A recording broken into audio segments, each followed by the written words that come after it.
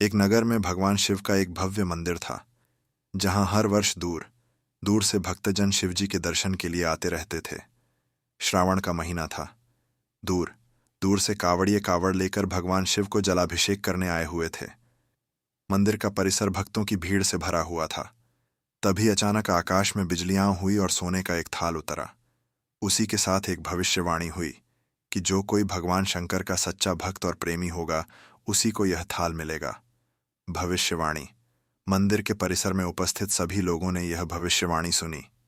धीरे धीरे सभी इकट्ठे हो गए। जो लोग मंदिर की व्यवस्था देखते थे, उन्हें तो पूरा विश्वास था कि यह थाल हमें मिलेगा। इसलिए वे सबसे आगे जाकर खड़े हो गए। सबसे पहले एक पंडित जी आए और बोले, देखिए, मैं प्रतिदिन महादेव का अभिषेक करता हूं, अतः मैं ही भोलेनाथ का सबसे निकटवर्ती प्रेमी और भक्त हूं। इसीलिए थाल मुझे मिलना चाहिए।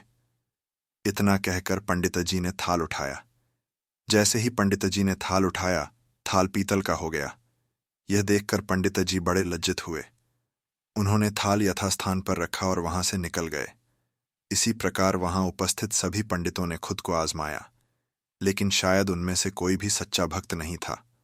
उन्हें भी थाल यथास्थान पर रखकर चले जाना पड़ा। इसके बाद उस नगर के राजा का आगमन हुआ।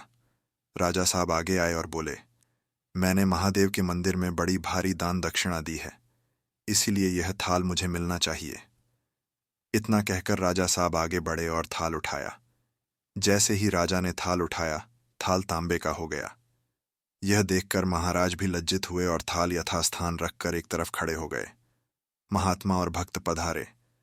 इसके बाद इसी तरह एक से बढ़कर एक दानी, महात्मा और भक्त पधारे और थाल उठाया, लेकिन किसी के हाथ में कुछ और किसी के हाथ में कुछ हो गया, लेकिन सोने का नहीं रहा। तब लोगों को पता चला कि हम में से कोई भी महादेव का सच्चा भक्त नहीं है। उसी समय एक किसान का आगमन हुआ। वो बेचारा महीनों बाद आज चातुर्मास के सोमवार के शुभ अवसर पर शिवजी के दर्शन करने आया था। गरीबी और गृहस्थी के बोझ तले दबा दिन रात खेतों में मेहनत मजदूरी करके अपना और अपने परिवार का गुजारा करता था। अभी रास्ते में आ ही रहा था कि कोई भिखारी मिल गया और कुछ खाने को मांगने लगा। इस किसान को दया आ गई। अपने खाने के लिए जो खाना लाया था, वो उसने उस भिखारी को दे दिया। थाल के बारे में इसने भी सुना था, लेकिन इसने उस ओर कोई ध्यान ही नहीं दिया। सीधा मंदिर में गया और महादेव का पूजन करके बाहर आ गया। परिक्रमा करके जाने को हुआ, तभी पीछे से एक व्यक्ति बोला, भाई, तुम भी थाल को उठाकर देख लो। हो सकता है तुम ही वह सच्चे भक्त हो जिसके लिए यह थाल आया है। किसान को लगा वह व्यक्ति उसका मजाक बना रहा है। किसान ने हंसते हुए कहा, भाई, मैं तो कभी कोई पूजा पाठ भी नहीं करता।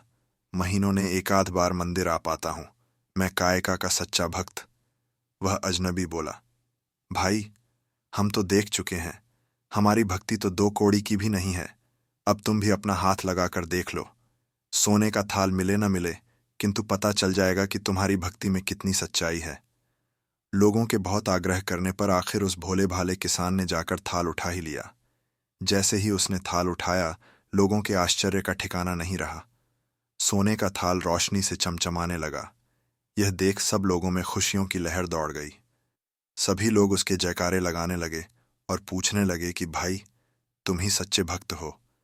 अब हमें भी बता दो कि कैसी भक्ति करते हो, जिससे महादेव तुमसे इतने प्रसन्न हैं।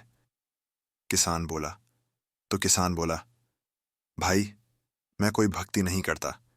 मैं केवल दिन भर खेतों में काम करता हूं और थोड़ा समय निकालकर जरूरतमंद लोगों की मदद करता हूं। इसके अलावा मैं कोई विशेष कार्य नहीं करता। लोग पूछने लगे, तुम लोगों की मदद क्यों करते हो? शिवरात्रि क्यों मनाते हैं? हंसते हुए किसान बोला, सुकून। दूसरों के चेहरे पर मुस्कान देखकर मुझे जो आनंद और खुशी होती है, उसे मैं शब्दों में बयां नहीं कर सकता। शायद यही कारण है कि महादेव मुझसे खुश हैं। इसलिए हमेशा याद रखे, सत्कर्म का आरंभ भी आनंद से होता है और अंत भी आनंददायक होता है।